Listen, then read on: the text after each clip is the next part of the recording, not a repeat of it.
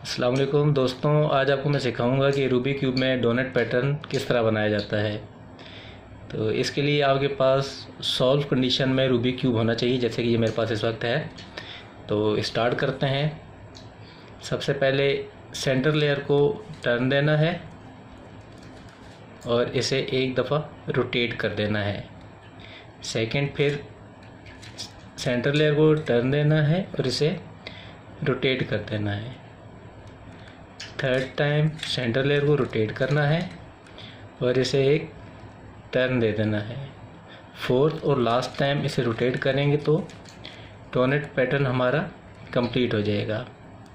ये आप देख सकते हैं, इंतहाई इजी तरीका है इसका।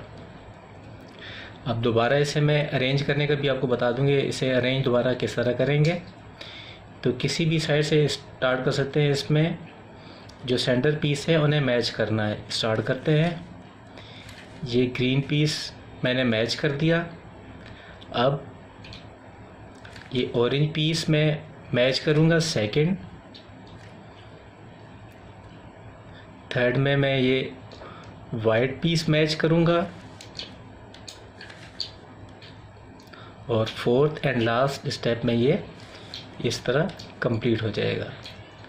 तो दोस्तों, अगर आपको मेरी ये वीडियो पसंद आई है तो आप सब्सक्राइब कीजिएगा और ज़्यादा से ज़्यादा शेयर कीजिएगा और अपना बहुत बहुत ख्याल रखिएगा।